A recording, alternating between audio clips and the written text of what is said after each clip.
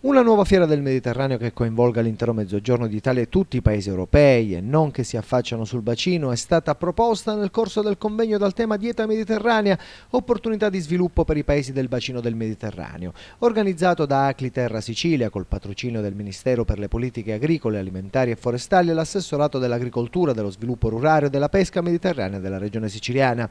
Così spiega Nicola Perricone, vicepresidente nazionale vicario e presidente regionale di Acliterra, dopo l'Expo del 2015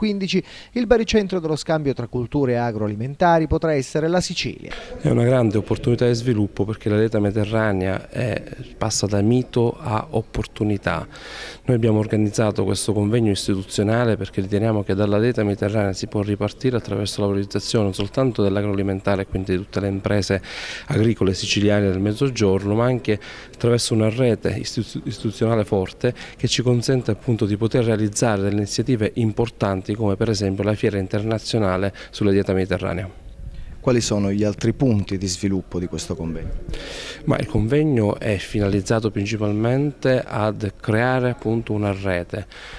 istituzionale che dialoghi, una rete istituzionale che si apra anche ai paesi del Nord Africa e che insieme possiamo sviluppare un brand che riguarda il territorio siciliano, che riguarda il territorio del Mezzogiorno, ma più in generale riguarda tutto il territorio del bacino del Mediterraneo. Parliamo di un valore economico, sociale, culturale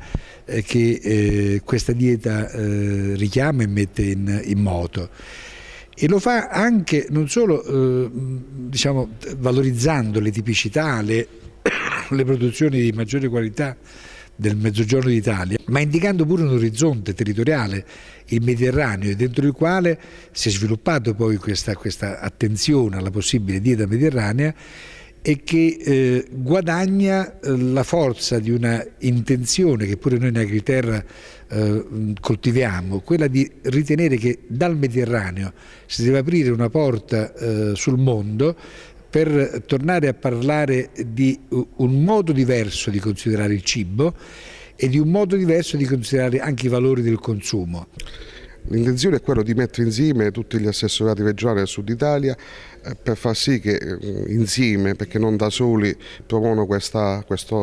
dieta mediterranea, perché per noi, come dicevo prima, è sviluppo del settore e quindi del territorio. Nel Mezzogiorno d'Italia i consumi alimentari sono diversi dal resto dell'Occidente. Non solo sono diversi, ma sono molto più salubri e quindi si campa di più e meglio. E non è poca cosa, specialmente oggi dove la popolazione è molto attenta allo stato di salute che deriva dall'alimentazione.